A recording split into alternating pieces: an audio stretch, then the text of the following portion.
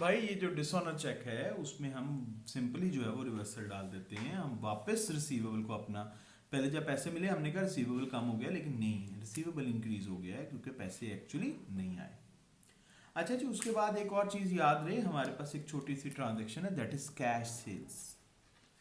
याद रहे जो हमारी कैश सेल्स है उसने कभी भी रिसीवेबल के लेजर में नहीं आना, क्योंकि उसकी एंट्री होती है cash debit sales credit. Sales हमेशा इनकम होती है और इनकम का इंक्रीज हमेशा क्रेडिट होता है। सो वो कैश के डेबिट साइड पे जाएगा, सेल्स के क्रेडिट साइड पे आएगा। कैश सेल्स का रिसीवेबल्स के साथ, रिसीवेबल्स के लेजर में ना ही कैश सेल्स ने डेबिट आना है ना ही क्रेडिट आना है।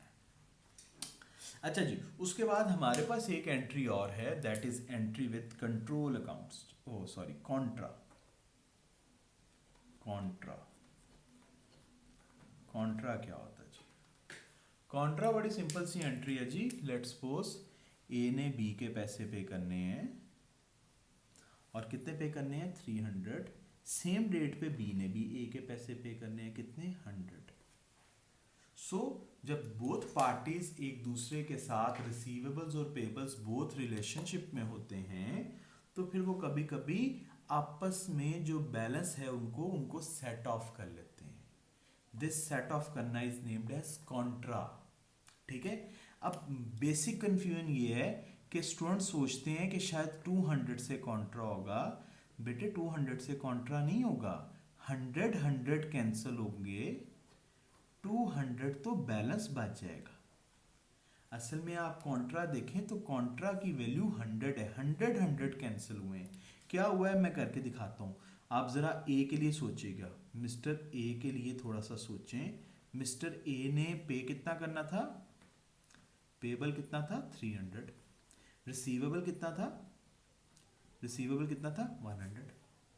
तो मिस्टर ए का रिसीवेबल भी 100 से कम, पेबल भी 100 से कम, तो बेटे कॉन्ट्रा तो फिर 100 से हुआ ना।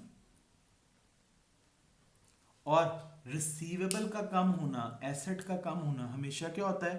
क्रेडिट। तो रिसीवेबल्स क्या हो जाएंगे? क्रेडिट। और पेबल्स लायबिलिटी का कम होना क्या होता है? डेबिट। तो बेटे हम कॉन्ट्रा को हमेशा रिकॉर्ड करते हैं पेबल्स डेबिट, रिसीवेबल क्रेडिट। मैं इसको किसी जमाने में कहता होता था C2D, C for creditor, D for debtor. तो कॉन्ट्रा एक ऐसी ट्रांजैक्शन है जिस ट्रांजैक्शन से आपके रिसीवेबल्स भी कम हो जाते हैं, पेबल्स भी कम हो जाते हैं, क्योंकि आप आपस में एक सेटलमेंट कर लेते हो। So entry should be payables debit receivable credit. अभी तक जो मैंने पढ़ा है इसको हम थोड़ा सा प्रैक्टिस करके देखें। तो हम एक लेजर बना लेते हैं, that ledger is sales ledger control account. Sales ledger control account. सबसे पहले मैंने क्रेडिट सेल्स की थी, सबसे पहले मैंने क्रेडिट सेल्स की थी, तो सेल्स की मैंने एंट्री रिकॉर्ड की है। मैंने कहा था रिसीवेबल्स डेबिट सेल्स क्रेडिट, तो रिसीवेबल्स के डेबिट साइड पे विद द नेम सेल्स, और आपको पता ही है सेल्स कौन सी हैं? Credit sales. फिर सेल्स रिटर्न किया तो रिसीवेबल के क्रेडिट साइड पे with the name sale return.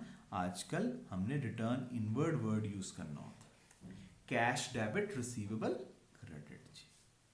Sales ledger control account जी, इस लेजर का नाम क्या है? सेल्स लेजर कंट्रोल अकाउंट, और इसी को हम रिसीवेबल्स कंट्रोल अकाउंट भी कहते हैं। ये हमारा रिसीवेबल्स भी है, रिसीवेबल्स कंट्रोल अकाउंट। ठीक है जी। उसके बाद अगर चेक मिल गया तो बैंक डेबिट रिसीवेबल क्रेडिट। अगर डिसऑनर हो गया वापस उसको रिसीवेबल बना लेंगे जी। डिस्काउंट अलाउड के डेबिट साइड पे लेकिन रिसीवेबल्स क्रेडिट हो जाएंगे। बैड डेट्स के डेबिट साइड पे लेकिन रिसीवेबल्स क्या हो जाएंगे? क्रेडिट हो जाएंगे जी। अब जिन बच्चों को थोड़ा सा कॉन्सेप्ट सीखो कहते हैं सर आप तो कहते हैं बैड डेट्स डेबिट होते हैं। यार बैड डेट्स डेबिट होते हैं लेकिन ये रिसीवेबल्स का लेजर है यार, बैड डेट्स का लेजर थोड़ी। Contra Contra. तो भाई इस तरह से मैंने इन ट्रांजैक्शंस को मैंने इन शेयर पोस्ट कर दी है एक लेजर में। अब जरा गौर से देखो, चूंकि रिसीवेबल्स एसेट्स होते हैं तो हर वो चीज़ जिसने एसेट को इंक्रीज करना है वो डेबिट साइड पे आएगी, हर वो चीज़ जिसने एसेट को डिक्रीज करना है वो क्रेडिट साइड पे आएगी। The more you will make credit sales, the more receivables will arise. तो receivables के डेबिट साइड पे हम सेल्स को लिखेंगे और डिसऑनर से भी रिसीवेबल्स बढ़ता है। याद रहे रिसीवेबल्स का ओपनिंग बैलेंस होता है जो डेबिट साइड पे आता है नॉर्मली। और फिर हम दोनों साइड्स का जब टोटल कर लेते हैं तो बिगर साइड जो है वो नॉर्मली ये वाली साइड होती है। बिगर साइड का टोटल लिख के हम बैलेंसिंग फिगर यहाँ पे निकाल देते हैं, that is balance carry down. और ये बैलेंस कैरी डाउन अगले साल अपनी एक्चुअल पोजीशन पे बैलेंस ब्रॉट डाउन हो जाता है। याद रहे कभी कभी ऐसा भी होता है कि रिसीवेबल्स का बैलेंस जो है वो क्रेडिट साइड पे आता है। दिस इज क्रेडिट बैलेंस और इसको मैं अक्सर क्या कहता हूँ, ऑप्शनल। ये ऑप्शनल बैलेंस है जी। ये जो ये वाला क्रेडिट बैलेंस है ये ऑप्शनल होता है जी। समटाइम्स रिसीवेबल्स may have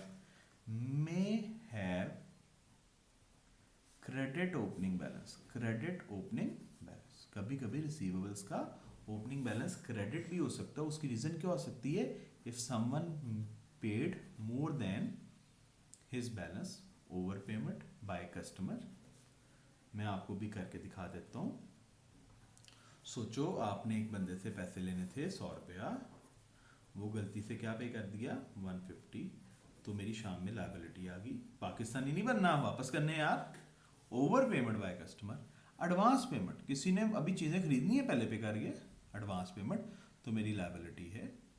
बेटे कोई एरर, सोचो ना अगर इस साइड पे आप सेल रिटर्न का एक जीरो बढ़ा दो तो बैलेंस इस तरफ आ जाएगा। तो these are the reasons behind. हम कह सकते हैं कि रिसीवेबल्स जो है वो may have opening credit balance. तो फिर अगर ओपनिंग में क्रेडिट होगा तो फिर एक और चीज करनी पड़ सकती है, दैट इज ये जो हमने किसी से एडवांस लिया हुआ हम उसको रिफंड कर रहे होंगे। इस रिफंड की एंट्री क्या होती है जी, वो भी सीख लेते हैं जी।